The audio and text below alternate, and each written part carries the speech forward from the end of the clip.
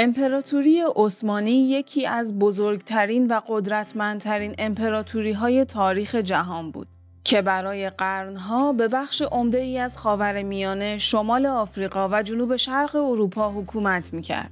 این امپراتوری از قرن 13 شکل گرفت و تا قرن 20 میلادی با قدرت سلطنتش رو ادامه داد. تأثیرات خیلی زیادی روی تاریخ، فرهنگ و سیاست منطقه گذاشت. توی این ویدیو میخوایم قسمت‌های مهم و تأثیرگذار این بخش از تاریخ خاورمیانه رو با هم ببینیم و بشنویم. از تأثیر زنان توی اداره این حکومت گرفته تا بقیه دلایل معروفیت این حکومت تو دنیا.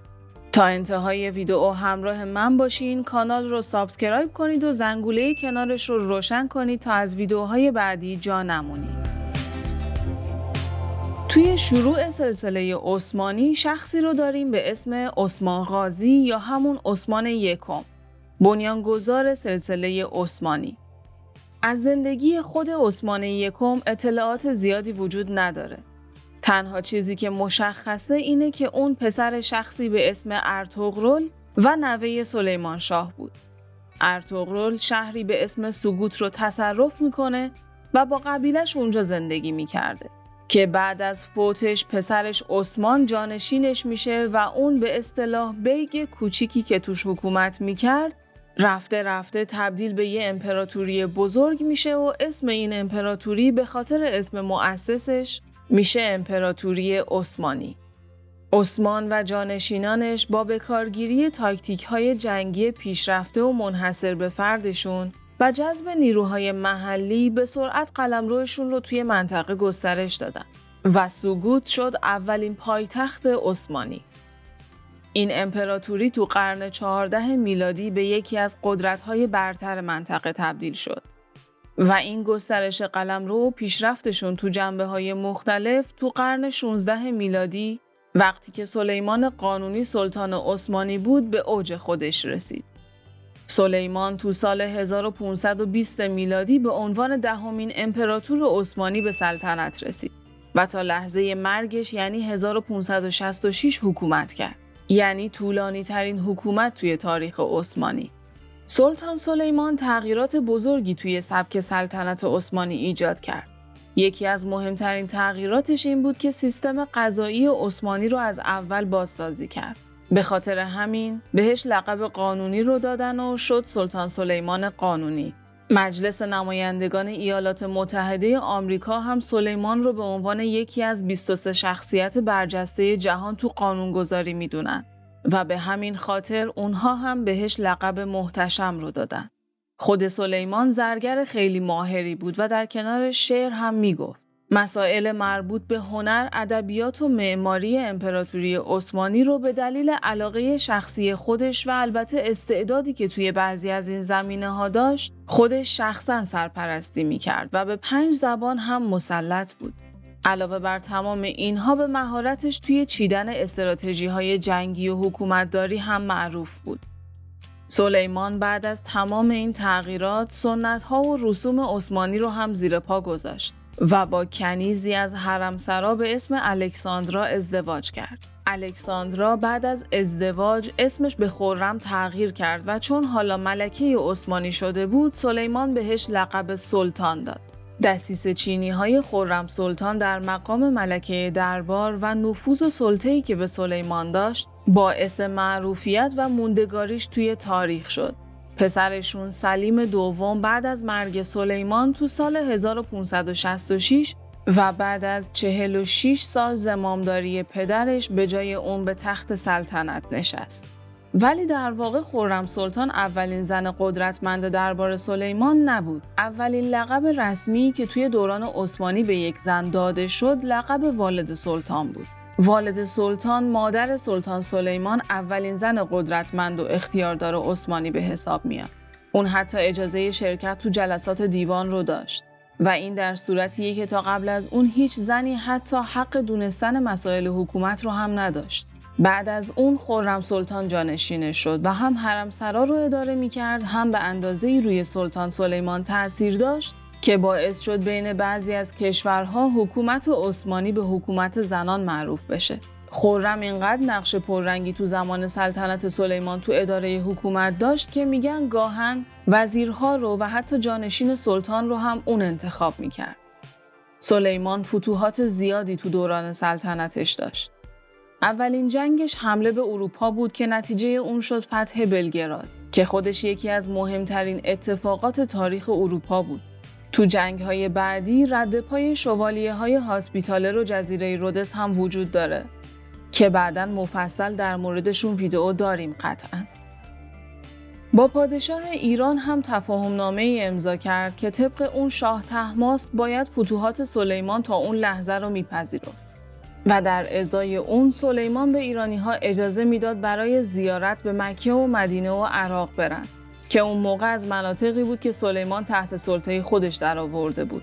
این تفاهم‌نامه باعث شد بین حکومت صفوی و عثمانی‌ها صلح نسبی برقرار بشه. این سلطان با جنگ‌های طولانی تو مصر، عراق، ایران و اروپا قلمرو عثمانی رو به بزرگترین امپراتوری زمان خودش تبدیل کرد. امپراتوری عثمانی تو این دوره یک قدرت جهانی بود که به مناطق وسیعی از خاورمیانه، شمال آفریقا و جنوب شرق اروپا حاکم بود. همونطور که قبلا هم گفتم، سلطان سلیمان تو سال 1566 میلادی تو راه رسیدن به وین و زمان محاصره سیگتوار از دنیا رفت. جسدش رو به قسطنطنیه که اون موقع پایتخت عثمانی بود برگردوندن، ولی قلبش رو تو همون سیگتوار دفن کردن. گسترش قلمرو عثمانی تا سال 1683 ادامه داشت و توی زمان سلطنت سلطان مراد سوم، نوه سلطان سلیمان، تسلط زنان دربار توی اداره حکومت به اوج خودش رسید و سلطنت زنان عثمانی 130 سال طول کشید. تقریباً میشه گفت با لقب سلطان گرفتن همسر عقدی سلیمان اختیارات زنها توی حکومت عثمانی شروع شده بود و بعد از اون دخترهای دربار هم مقام گرفتن و به هر کدوم اختیاراتی داده میشد. مثلا نوربانو سلطان که همسر عقدی سلطان سلیم دوم بود و بعد از اون هم والد سلطان پسرش مراد سوم شده بود، تو دوره سلطنت هر دوی اونها مشاور ارشدشون بود.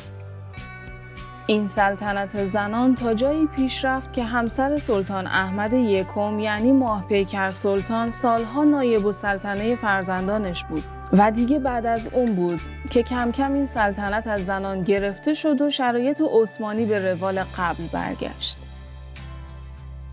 از قرن 17 هم که طبق نظر بعضی از تاریخ‌شناس‌ها حکومت عثمانی رو به زوال رفت و کم کم جنگ‌های داخلی بینشون شروع شد. تو زمان جنگ جهانی اول اومدن با آلمان همکاری کردن به امید یه پیروزی بزرگ تا بتونن با این پیروزی این چند سال رو به سرازیری رفتنشون رو جبران کنن. ولی اگر اشتباه نکنم تقریبا همزمان با اون بود که اعراب هم از سمت دیگه برای بیرون اومدن از سلطه عثمانی و پس گرفتن سرزمین‌هاشون دست به شورش زدن. این چند شکست با هم باعث شد دولت عثمانی قلمرو چند قاره‌ای خودش رو از دست بده. و تو سال 1914 به این شکلی در بیاد که می‌بینیم. سلطنت عثمانی، این سلطنت بزرگ و تاریخی خاورمیانه، تو روز 1 نوامبر 1922 رسما ملغا اعلام شد و 17 روز بعد سلطان محمد ششم، آخرین سلطان عثمانی، از ترکیه خارج شد. بعد از اون جمهوری ترکیه به رهبری مصطفی کمال یا همون آتاتورک شکل گرفت. دولت عثمانی به خاطر تفاوت‌های زیادی که با بقیه حکومت‌ها داشت خیلی مورد توجه تمام دنیا بود. از ارزش زنان و تاثیرگذاری اونها روی حکومت گرفته تا مدل جنگ‌ها و تسلیحات نظامیشون و البته توجه بیش از حد سلطان‌هاش به هنر و فرهنگ و معماری که هنوز هم آثارش هست و اونجا رو تبدیل کرده به یکی از محبوب‌ترین قطب‌های گردشگری دنیا. درصد زیادی از پیروزی‌هاشون و بزرگ کردن قلمروشون رو مدیون همین تفاوت‌ها و البته استفاده از توپ‌های جنگی و تسلیحات نظامی متفاوتشون هستن.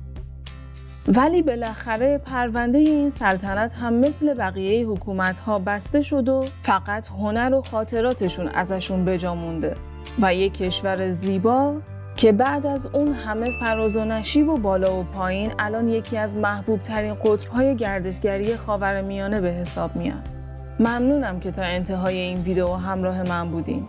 خوشحال میشم نظراتتون رو در مورد ویدیو بدونم. اگر جایی رو اشتباه گفتم یا اطلاعات دقیق تری دارید، ممنون میشم تو کامنت ها برام بنویسید. کانال رو سابسکرایب کنید تا بتونم تو ویدیوهای بعدی هم همراهیتون رو داشته باشم. وقتتون خوش و ایام بکام.